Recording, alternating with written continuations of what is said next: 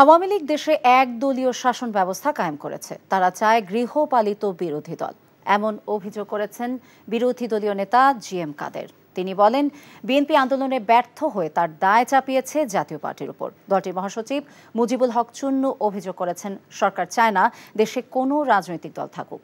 দলের বর্ধিত সভায় এসব কথা বলেন তারা। রিপোর্টারও জানাচ্ছেন শফি মাহমুদ সাগর। রাজধানীর ইঞ্জিনিয়ার্স ইনস্টিটিউটে বর্ধিত সভায় অংশ নেয় জাতীয় পার্টির জেলা উপজেলা পর্যায়ের নেতারা।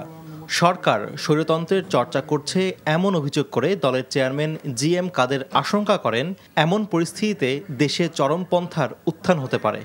বিকাশে কম খরচে ক্যাশ আউটের লিমিট বেড়ে 50,000, প্রিয় এজেন্টও 2টা। এখন পর্যন্ত সরকার, এই বর্তমান সরকারকে আমি কোনো রাজনৈতিক দল মনে করতে পারছি না। তারাও এখন রাজনৈতিক চরিত্র হারিয়েছে এবং সামনের দিকে রাজনীতিতে যখন মানুষ দেখবে স্বাভাবিক হিসাবে রাজনীতি কাজ করে না, জনগণ ভোট দিতে পারে না, ভোট দিয়ে সরকার পরিবর্তন করতে পারে না, তখন মানুষের চরমপন্থাকে, তখন রাজনীতি হবে হয় মালা না হয় ফাঁসির রশি। এটা যারা গ্রহণ করতে পারবে তারাই রাজনীতি সাকসেসফুল হতে পারবে। জাতীয় পার্টির মহাসচিব মুজিবুল হক চুন্নু অভিযোগ করেন, সুষ্ঠু নির্বাচন না হওয়ায় অনেক যোগ্য প্রার্থী জয়ী হতে পারেনি। সরকার দেশে সুষ্ঠু রাজনীতি চর্চা দেখতে চায় না বলে অভিযোগ তার। আওয়ামী লীগ এবং তাদের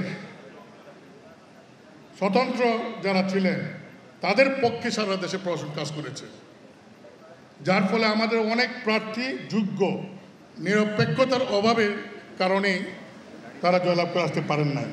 সভায় চুন্নু দাবি করেন, জিএম কাদেরের নেতৃত্বাধীন দলই একমাত্র জাতীয় পার্টিকে প্রতিনিধিত্ব করে। এদিকে জাতীয় পার্টির আরেক অংশ কাজী ফিরোজ রশিদের নেতৃত্বে রাজধানীর মোহাম্মদপুরে সাধারণ মানুষের মাঝে পানি ও খাবার স্যালাইন বিতরণ করে। শফি মাহমুদ সাগর, এনটিভি নিউজ, ঢাকা। বিকাশে কম খরচে ক্যাশ আউটের লিমিট বেড়ে 50,000, প্রিয় এজেন্টও 2টা।